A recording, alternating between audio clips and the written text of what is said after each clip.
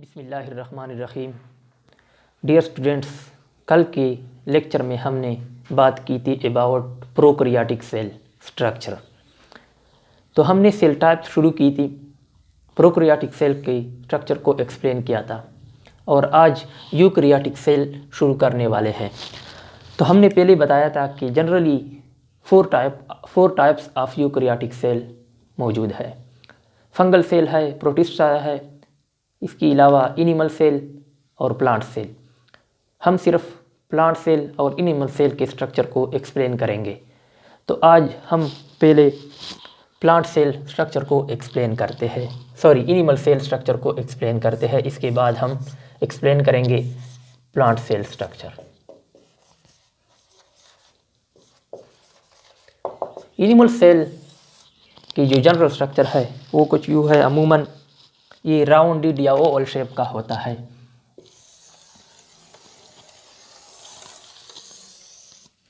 ये हो गया इसका आउटर मोस्ट मेम्ब्रेन, जो कि टिपिकल प्लाज्मा मेम्ब्रेन होता है।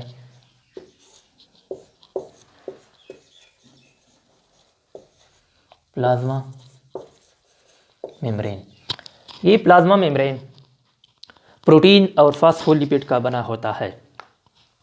ये प्लाज्मा मेम्ब्रेन प्रोटीन और फास्फोलिपिड का बना होता है। इसके अंदर झिल्ली मैट्रिक्स एक साइटोप्लाज्म होता है और सेंटर में यूजुअली एनिमल सेल के सेंटर में न्यूक्लियस मौजूद होता है। न्यूक्लियस एक डबल मेम्ब्रेन स्ट्रक्चर होता है।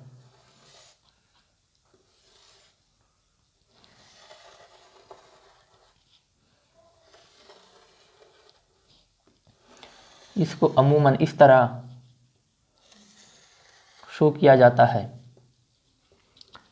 ये डबल मेम्ब्रेन स्ट्रक्चर होता है और इसमें पोर पाए जाते हैं। ये है इसका न्यूक्लियर मेम्ब्रेन, जो कि डबल मेम्ब्रेन होता है। न्यूक्लियर मेम्ब्रेन, इसमें पोर पाए जाते हैं। ये है न्यूक्लियर पोर, जिसके ज़रिए वो साइटोप्लाज्म बाहर के सेल के साइटोप्लाज्म के साथ कम्युनिकेट करता है और चीज़ों सब्सटेंसेस का एक्सचेंज होता है। न्यूक्लियर मेम्ब्रेन को कैरियोटिका भी कहा जाता है और इसके दो लेयर है, एक इनर है और एक आउटर है।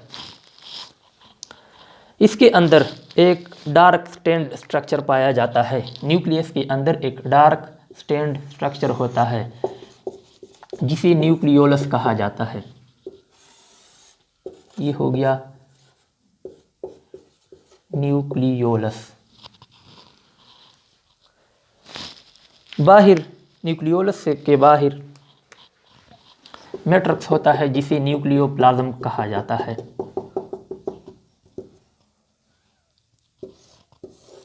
ये है न्यूक्लियोप्लाज्म। इस न्यूक्लियोप्लाज्म में वेरियस टाइप्स ऑफ एंजाइम पाए जाते हैं। यहाँ पर इसमें इस तरह क्रोमेटिन फाइबर होते हैं।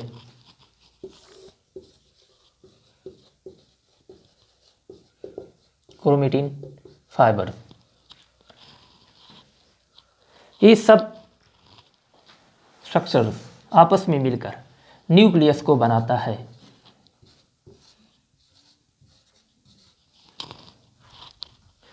हमने पहले पढ़ा कि न्यूक्लियस के बाहर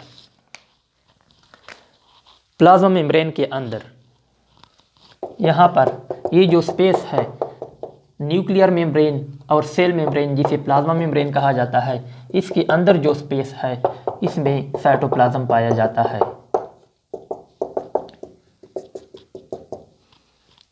ये हो गया साइटोप्लाज्म।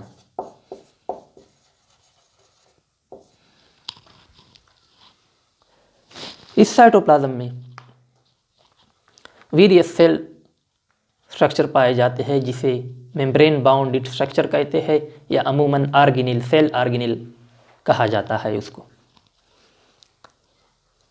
तो हम कहते हैं पहला स्ट्रक्चर जो हम एक्सप्लेन करते हैं वो है एंडोप्लाज्मिक रेटिकुलम। एंडोप्लाज्मिक रेटिकुलम जो होता है वो कुछ इस तरह का होता है।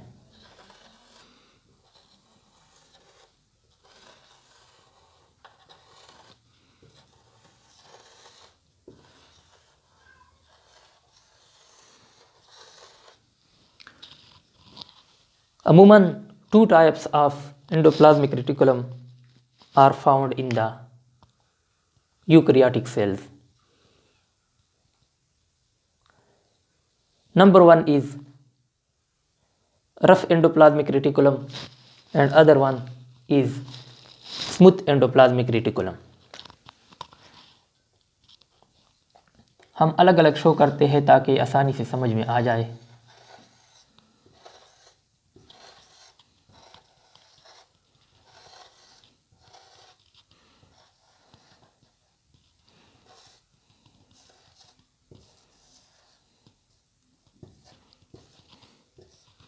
इस तरह का होता है। न्यूक्लियर मेम्ब्रेन से शुरू होकर सेल मेम्ब्रेन यानी प्लाज्मा मेम्ब्रेन तक होता है। जिसे हम रफ कहते हैं उसे रफ क्यों कहते हैं? रफ एंडोप्लाज्मिक रेटिकुलम इसको इसलिए कहते हैं क्योंकि इस पर उसके सरफेस पर राइबोसोम पाए जाते हैं। राइबोसोम्स पाए जाते हैं जो कि इसके सरफेस को रफ बनाता है, इसलिए हम उसे रफ एंडोप्लाज्मिक रेटिकुलम कहते हैं। और जिस पर राइबोसोम्स नहीं होते हैं उसे स्मूथ एंडोप्लाज्मिक रेटिकुलम कहते हैं। तो ये है rough endoplasmic reticulum, rough endoplasmic reticulum. और ये वाला जो है वो है स्मूथ एंडोप्लाज्मिक रेटिकुलम, और जिससे एंडोप्लाज्मिक रेटिकुलम जनरली दोनों को कहते हैं। इसके अलावा एक और स्ट्रक्चर है जिसे हम गाल्जी बॉडीज कहते हैं।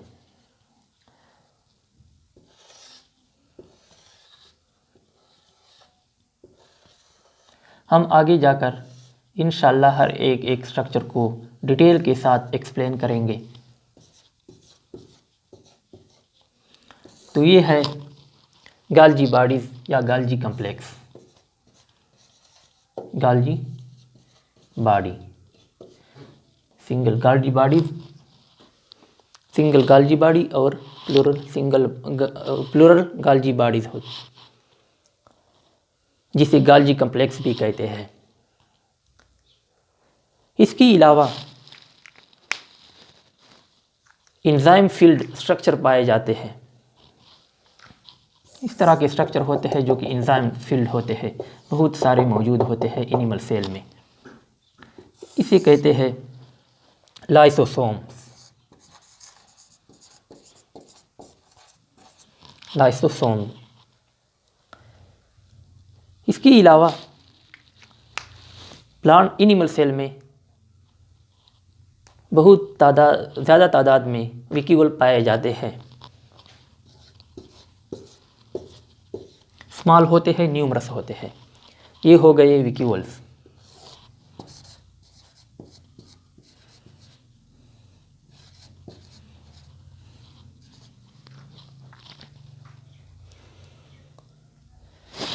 इसके साथ साथ यहाँ पर एक और स्ट्रक्चर मौजूद होता है, डबल मेम्ब्रेन स्ट्रक्चर, जिसे माइटोकॉन्ड्रिया कहा जाता है, powerhouse of the cell.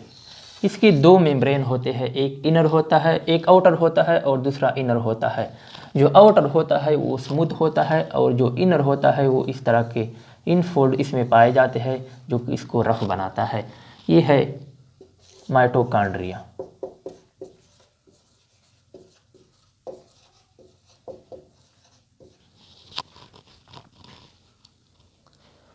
इसके साथ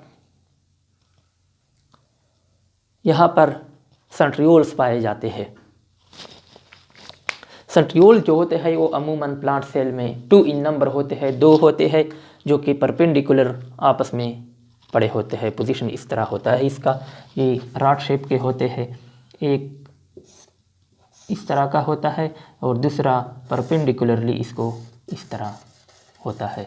तो ये हो गई सेंट्रियोल्स। सेंट्रियोल्स के इर्द गिर्द 9 इस तरह के स्ट्रक्चर होते हैं।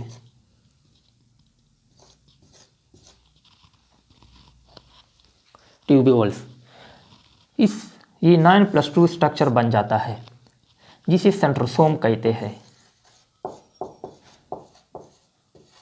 सेंट्रियोल्स 2 इन नंबर होते हैं। इसके इर्द गिर्द 9 फिलामेंट्स बड़े होते हैं, ट्यूब्यूल्स, जो कि 9+2 स्ट्रक्चर बनाता है और सेंट्रियोल्स सेंट्रोसोम को बनाता है। इसके साथ साथ हमारे पास एनिमल सेल में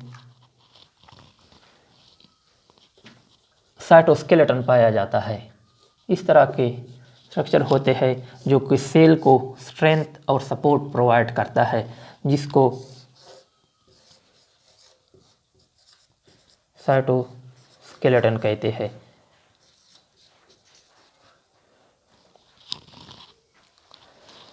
ये साइटोस्केलेटन अमूमन ट्यूब्यूल्स या फिलामेंट का बना होता है।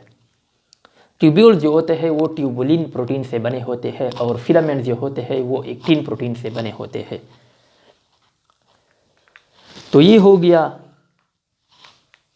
एनिमल सेल यानी यूकैरियोटिक सेल का पहला जो हमने एग्जाम्पल लिया था एनिमल सेल, उसका जनरल स्ट्रक्चर हो गया। बिल्कुल सेंटर में अमूमन जो पाया जाता है वो है न्यूक्लियस। न्यूक्लियस के अंदर जो कि डबल मेम्ब्रेन स्ट्रक्चर है, इसमें पोर्स पाए जाते हैं जिसके ज़रिए न्यूक्लियोप्लाज्म जो है वो बाहर साइटोप्लाज्म के साथ कनेक्ट होता है और कम्युनिकेट करता है। इसके अंदर न्यूक्लियोप्लाज्म पाया जाता है। फिर इस न्यूक्लियोप्लाज्म में क्रोमेटिन फाइबर पाए जाते हैं। एक डार्क स्टेन्ड स्ट्रक्चर उसके अंदर पाया जाता है न्यूक्लियस के अंदर, जिसे न्यूक्लियोलस कहा जाता है। न्यूक्लियर मेम्ब्रेन और सेल मेम्ब्रेन के दरमियान एक स्पेस रह जाता है जो कि मुख्तलिफ़ किस्म के सेल ऑर्गेनेल इसमें पाए जाते हैं और मुख्तलिफ़ किस्म के एंजाइम इसमें पड़े होते हैं, जिसे साइटोप्लाज्म कहते हैं। ये सेल ऑर्गेनेल्स में जो पहला हमने एक्सप्लेन किया वो है एंडोप्लाज्मिक रेटिकुलम, जो कि 2 टाइप्स का होता है। एक है रफ एंडोप्लाज्मिक रेटिकुलम जिस पर राइबोसोम्स पाए जाते हैं। ये राइबोसोम्स जो होते हैं वो बाउंड होते हैं। यहाँ पर ये राइबोसोम जो है ये बाउंड राइबोसोम है। इसके अलावा इस साइटोप्लाज्म में एक और किस्म के राइबोसोम भी पाए जाते हैं जो कि अमूमन फ्री होते हैं, जिसे हम कहते हैं फ्री राइबोसोम्स। फ्री राइबोसोम्स, ये दोनों फ्री राइबोसोम और bound ribosome in eukaryotic cells ये ETS टाइप ऑफ राइबोसोम होते हैं। हमने पहले भी पढ़ा है कि प्रोकैरियोट में जो राइबोसोम पाए जाते हैं वो हमने वहाँ पर सिर्फ फ्री शक्ल के फ्री राइबोसोम हमने वहाँ पर एक्सप्लेन किए थे जो कि C20S के थे। और यूकैरियोटिक सेल में चाहे हम आगे पढ़ेंगे प्लांट सेल में भी ETS के पाए जाते हैं और एनिमल सेल में भी यही ETS टाइप ऑफ राइबोसोम पाए जाते हैं। लेकिन याद रखो प्रोकैरियोट्स में सिर्फ फ्री राइबोसोम होते हैं, जबकि एनिमल और प्लांट सेल में यानी यूकैरियोटिक सेल में हमेशा 2 टाइप्स ऑफ राइबोसोम पाए जाती है, फ्री और बाउंड। तो इंशाल्लाह नेक्स्ट वीडियो में हम एक्सप्लेन करेंगे प्लांट सेल को और इसका स्ट्रक्चर डिटेल के साथ पढ़ेंगे।